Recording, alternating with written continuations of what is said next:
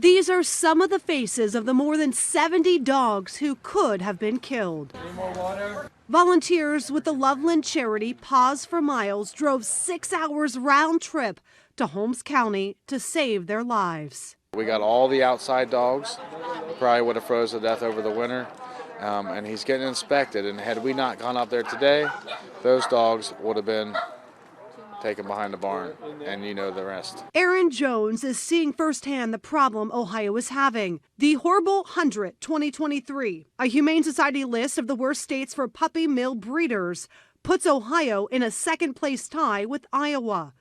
Missouri is the worst.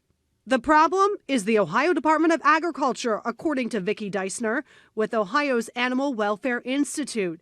She said the ODA is giving some 500 breeders across Ohio a heads up.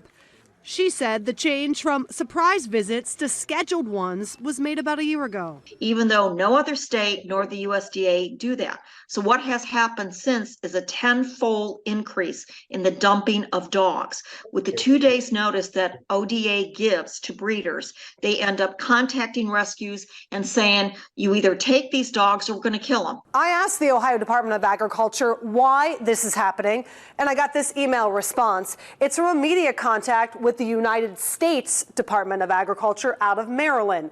It says, quote, at this time, we won't be able to accommodate your interview request, but we can answer your questions in writing. And if you scroll down, you can see one of my questions. Are the visits by inspectors scheduled? I got a link to the Animal Welfare Inspection Guide.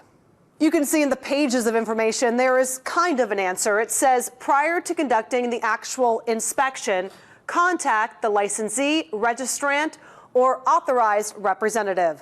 That's what it does. It just rips their skin right off. And you can't tell me that living with all those mats, look at, she has mats all over her face. Check out the after picture of this rescued sheepadoodle, now at a loving foster home with the Miles Ahead Animal Sanctuary and Rescue. It's just one of the dogs saved. You can always find our stories here on YouTube, but go ahead and tap subscribe. That way you're always in the know.